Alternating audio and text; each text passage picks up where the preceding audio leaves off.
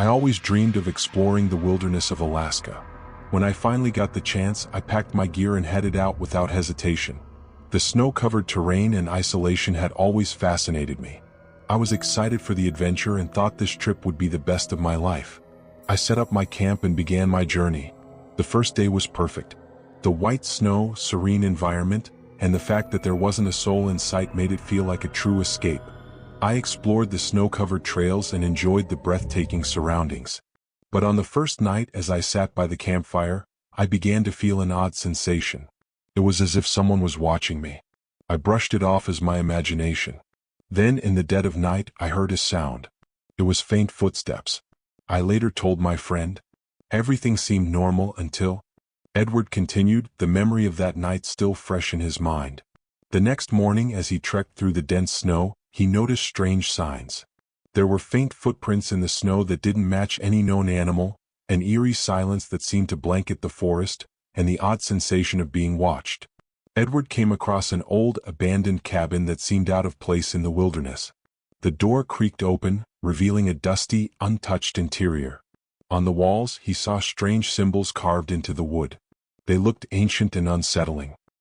He felt a chill run down his spine but dismissed it as a figment of his imagination. Returning to his campsite, Edward found his belongings slightly disturbed.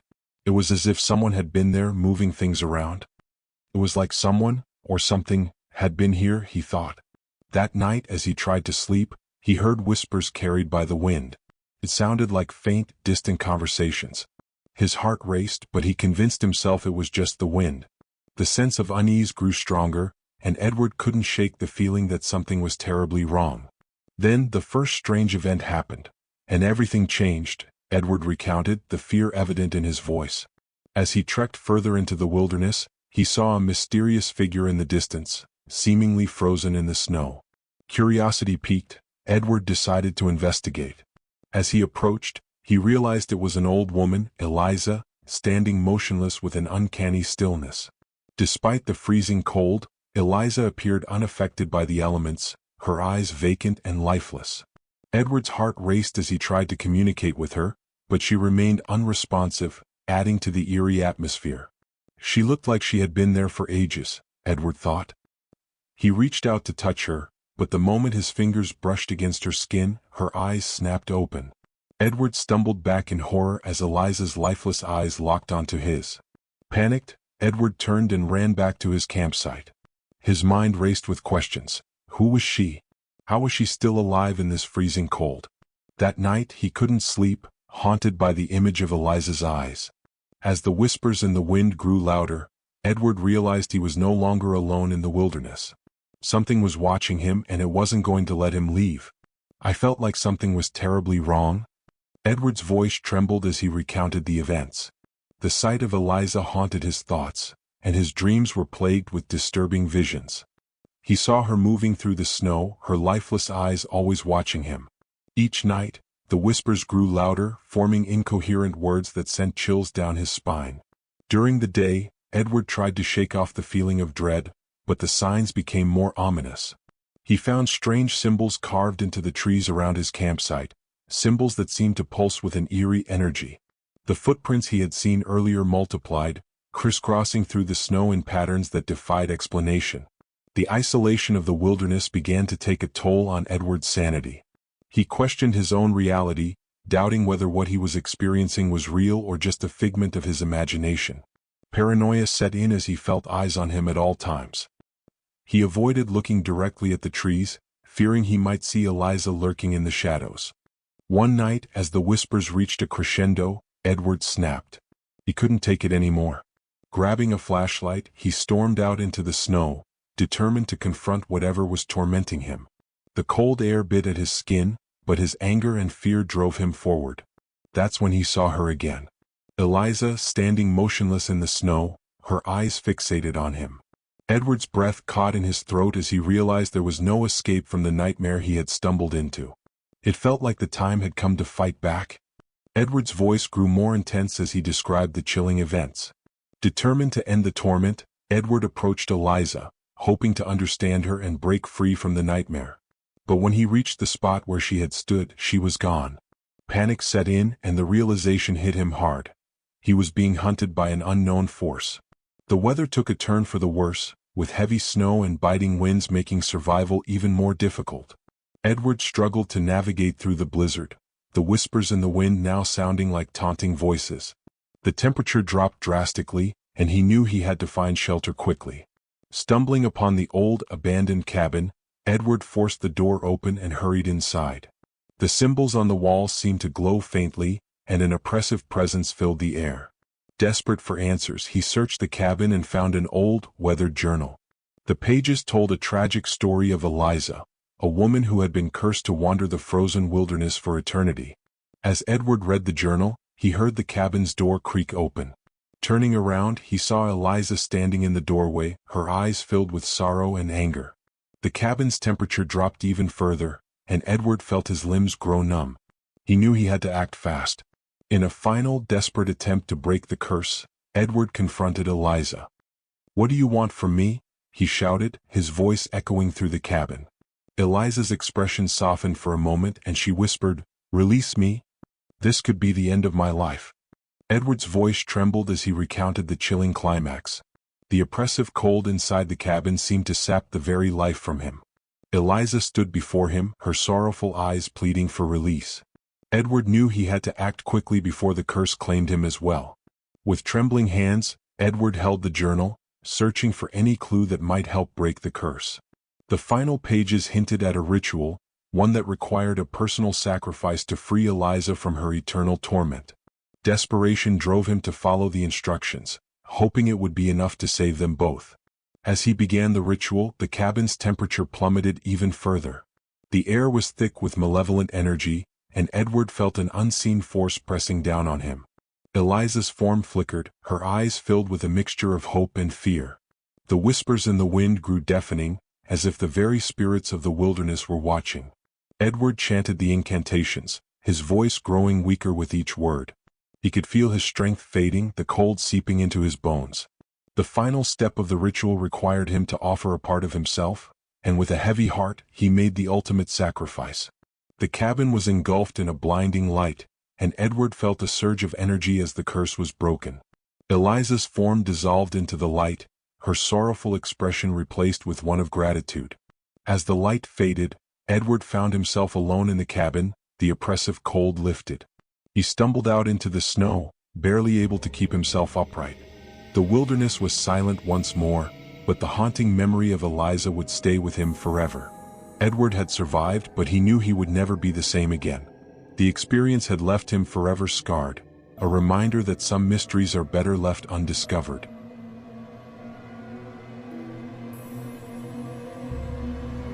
"I never imagined my life would take such a turn," Amelia thought as she arrived at her usual spot in Melbourne's bustling streets.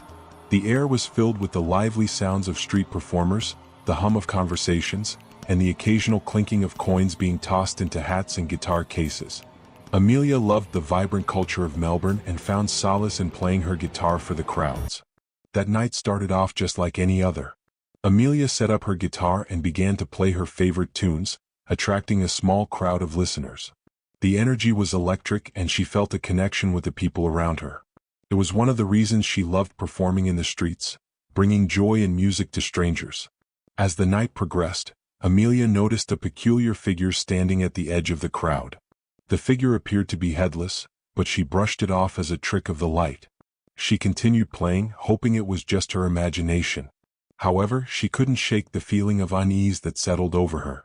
Among the whispers of the crowd, she heard murmurs about a headless busker. Intrigued, Amelia decided to investigate but found nothing unusual. Shrugging off the strange encounter, she continued her performance, unaware of the chilling events that were about to unfold. "Everything seemed fine until I noticed something strange," Amelia recounted, her voice tinged with unease. The following night, Amelia returned to her usual spot, still curious about the whispers she had heard. As she began to play, she noticed the peculiar figure once again, standing at the edge of the crowd. This time she was certain, it was headless. Amelia tried to brush it off as a prank or an illusion, but the sense of unease grew stronger. The figure didn't move or interact with anyone. It simply stood there, its presence casting an eerie shadow over the lively atmosphere. The crowd seemed oblivious, but Amelia's eyes were drawn to the headless figure. As the night progressed, she heard more whispers among the crowd, describing the legend of the headless busker. Intrigued and unnerved, Amelia decided to investigate. She packed up her guitar and followed the whispers, searching for any clues about the mysterious figure. She asked other street performers and locals, but no one could provide a clear answer. It seemed the headless busker was an enigma. Despite finding nothing unusual, the haunting image of the headless figure stayed with her. That night, as she tried to sleep, the eerie melody of the headless busker echoed in her mind, refusing to fade away. And then I saw her. Amelia's voice trembled slightly as she recalled the encounter. One night, as she set up her guitar and began to play, the haunting melody of the headless busker reached her ears. The sound was eerie and mesmerizing, drawing her attention despite the fear it evoked. Amelia looked up and saw the headless busker up close for the first time. The figure was playing an old, weathered guitar, her fingers moving effortlessly over the strings. Despite having no head, the busker's presence was unnervingly powerful. The music seemed to seep into Amelia's soul, leaving her both entranced and terrified. She tried to speak to the busker, but there was no response. The figure continued to play, the chilling melody echoing through the night. Amelia felt a cold shiver run down her spine as she realized that the legend might be true. That night, Amelia couldn't shake the feeling of unease. The haunting melody replayed in her mind, refusing to fade away. She tried to sleep, but her dreams were filled with visions of the headless busker, her fingers dancing over the guitar strings in an endless, hypnotic rhythm. "I couldn't escape the music," Amelia whispered, her voice betraying her growing fear. The haunting melody of the headless busker had taken root in her mind, playing on an endless loop. During the day she found herself humming the tune unconsciously, and at night, it invaded her dreams, turning them into vivid nightmares. As days passed, Amelia began to notice strange occurrences. People who had been in the crowd that night started falling ill, their conditions rapidly deteriorating for no apparent reason. Some even vanished without a trace. The whispers of the headless busker's curse grew louder, and paranoia set in. Amelia felt like she was being watched constantly. Shadows seemed to move on their own, and she caught glimpses of the headless busker's figure in her peripheral vision. The once vibrant streets of Melbourne now felt oppressive and foreboding. She couldn't shake the feeling that the busker was following her, waiting for the right moment to strike. Her mental state deteriorated as the haunting melody continued to plague her mind. Sleep became a distant memory and exhaustion took its toll. Amelia knew she had to find a way to break the curse before it consumed her entirely, but the question was, how? "I knew I had to confront her." Amelia's determination shone through her fear as she recounted the events. Desperate to break free from the curse, Amelia decided to face the headless busker once again. She spent days gathering information from other street performers and locals who had heard of the legend. The weather took a turn for the worse, with heavy rain and thunder adding to the ominous atmosphere. Amelia felt the weight of the impending confrontation pressing down on her. Despite the treacherous conditions, she ventured out into the stormy night, her heart pounding with a mixture of fear and resolve. In a secluded alley, she found the headless busker playing the same haunting melody. The eerie sound of the guitar echoed off the walls, amplifying the sense of dread. Amelia's hands trembled as she approached the busker, demanding answers. The busker remained silent, her fingers moving effortlessly over the strings. Amelia's frustration grew and she shouted, "What do you want from me?" The headless busker paused, the melody hanging in the air. For the first time, the busker seemed to acknowledge Amelia's presence, gesturing for her to follow. Amelia hesitated but knew she had no other choice. She followed the headless busker through the rain-soaked streets of Melbourne, her mind racing with thoughts of how to break the curse. "This could be the end of my life." Amelia's voice was barely a whisper as she recounted the climax. The headless busker led Amelia through the rain-soaked streets, finally stopping at an abandoned theater. The once grand building now stood in ruins, its dilapidated walls echoing the haunting melody of the busker's guitar. Amelia hesitated at the entrance, but the busker's silent invitation urged her to step inside. The theater's interior was dark and foreboding, the air thick with the weight of forgotten memories. As they reached the center of the stage, the busker's form began to shimmer, revealing a tragic story that spanned decades. The busker had once been a talented musician named Eliza, who performed in this very theater. A terrible accident had claimed her life, but her spirit remained bound to her beloved guitar. The curse compelled her to play the haunting melody, luring unsuspecting souls to their doom. Amelia felt a deep sadness for Eliza and knew she had to break the curse. She picked up the fallen guitar and began to play, pouring all her emotions into the melody. The air crackled with energy as the music resonated through the theater, filling it with a powerful, mournful tune. Eliza's form flickered, her headless visage slowly fading. The theater was engulfed in a blinding light, and Amelia felt a surge of energy as the curse was lifted. When the light faded, Eliza was gone, and the oppressive presence had lifted. Amelia stumbled out of the theater, exhausted but alive. The rain had stopped, and the streets of Melbourne were silent once more. She knew she had narrowly escaped with her life, but the haunting memory of the headless busker would stay with her forever. The experience had left her forever changed, a reminder that some stories are more than just legends.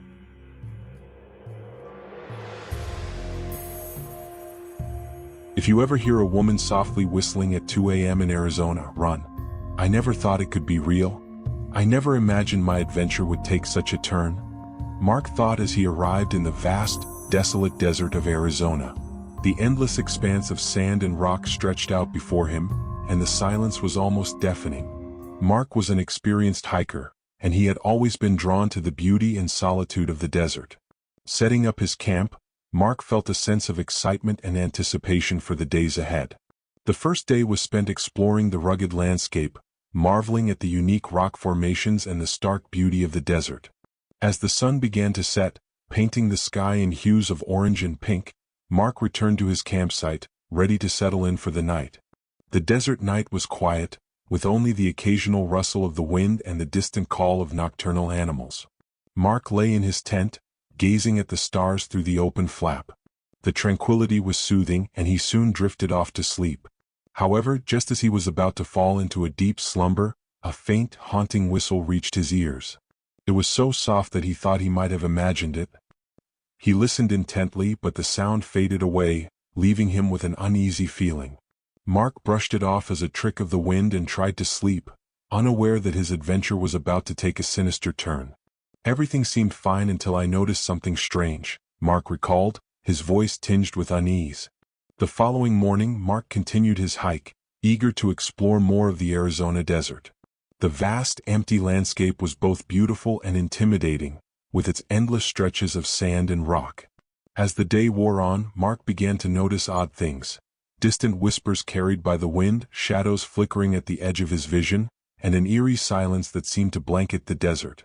He brushed off these signs as his imagination, a natural reaction to the solitude and vastness of the wilderness. As night fell, Mark returned to his campsite, weary from the day's journey. He sat by the campfire, the flickering flames casting dancing shadows around him. The desert night was quiet, with only the occasional rustle of the wind. Mark felt a growing sense of unease, but he tried to ignore it, focusing instead on the beauty of the starry sky above. Just as he was about to retire to his tent, he heard a faint, haunting whistle carried by the wind. The sound was soft and melodic, almost soothing in its eerie way. Mark's curiosity got the better of him, and he strained his ears to hear more. The whistling seemed to be coming from somewhere in the darkness, but he couldn't pinpoint the source. He dismissed it as a trick of the desert acoustics, but the unease lingered. Little did he know the real terror was yet to come. And then I heard her. Mark's voice quivered as he recounted the chilling experience. The night was dark, with only the faint glow of the moon casting eerie shadows across the desert. As he lay in his tent trying to sleep, he heard the soft, haunting whistle again. This time it was unmistakable. At exactly 2 a.m. the whistle grew louder, more distinct. Mark's curiosity and fear battled within him, but the need to understand won. He grabbed his flashlight and cautiously stepped out of his tent. The desert was silent, save for the eerie melody that seemed to float on the wind. In the distance he saw a faint figure, a woman standing motionless in the moonlight.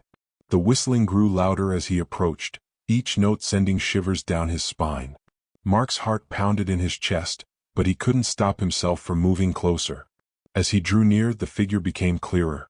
The woman appeared to be in her late 50s, with long, disheveled hair and an old, tattered dress. Her lips were pursed, producing the haunting melody that had drawn him out. But as Mark took another step, she suddenly vanished into thin air, leaving him standing alone in the cold desert night, shaken and bewildered. I couldn't escape the sound. Mark's voice trembled as he described the events that followed. The haunting whistle of the whistling lady had taken root in his mind, echoing incessantly both day and night. Each night at 2 a.m., the eerie melody would return, growing louder and more insistent. Mark's once peaceful desert adventure had turned into a nightmare. Disturbing dreams plagued his sleep, each one more vivid and terrifying than the last. He saw the whistling lady standing over him, her lips pursed, producing the haunting tune that seemed to pierce his very soul. During the day, the melody lingered in his mind, driving him to the brink of madness. Mark began to notice that some of the locals spoke in hushed tones about the legend of the whistling lady. They claimed that those who heard her whistle wouldn't live to tell the tale. Fear and paranoia gripped him as he realized that the whispers might be true. The desert, which had once been a place of beauty and solitude, now felt like a trap. Every night, Mark felt the presence of the whistling lady growing stronger. He knew he had to find a way to break free from the curse before it consumed him entirely. The question was, how? I knew I had to confront her. Mark's determination shone through his fear as he described his decision. Desperate to escape the curse, he sought out information from locals who had heard of the whistling lady. They spoke in hushed tones, sharing tales of a lost soul who wandered the desert, forever bound by a tragic fate. Mark learned that the whistling lady had been a woman named Eleanor, who had become lost in the desert and met a tragic end. Her spirit was said to roam the desert at 2 a.m., luring unsuspecting victims with her haunting whistle. Armed with this knowledge, Mark prepared himself for the final confrontation.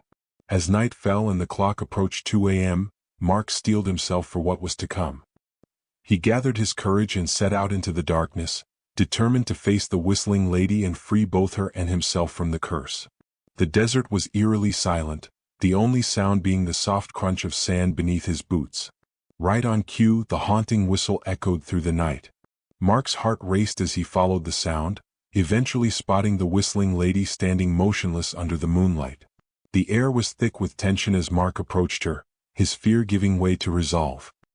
He called out to her, recounting the tale he had learned and pleading for her to let go of her anger and sorrow. The whistling lady paused, her whistling ceasing for the first time. The desert fell silent, and Mark held his breath, hoping his words would be enough to break the curse. This could be the end of my life.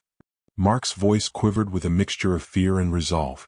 The whistling lady stood before him, her form flickering in the moonlight. For a moment, the haunting whistle ceased, and an eerie silence enveloped the desert. Mark took a deep breath, recounting the tragic tale of Eleanor, hoping to reach the lost soul within. As he spoke, the whistling lady's demeanor softened, her form becoming more transparent. She seemed to listen, her sorrowful presence hanging heavily in the air. Mark's words pierced the silence, offering a glimmer of hope to the restless spirit. He pleaded for her to let go of her anger and sorrow, to find peace and move on. The desert winds picked up, swirling around them as if responding to his plea. The whistling lady raised her hand, and for the first time she spoke, a soft, mournful voice that echoed through the night. I am bound to this land, forever lost. Mark's heart raced, but he pressed on, determined to break the curse. He offered a heartfelt apology for the suffering she had endured, promising to remember her story and keep her memory alive. The whistling lady's form began to fade, her haunting whistle replaced by a sigh of relief. As the first light of dawn broke over the horizon, the whistling lady disappeared, leaving Mark standing alone in the desert. He had survived the encounter, but the haunting memory of her melody would stay with him forever. The curse was lifted, but the legend of the whistling lady would never be forgotten.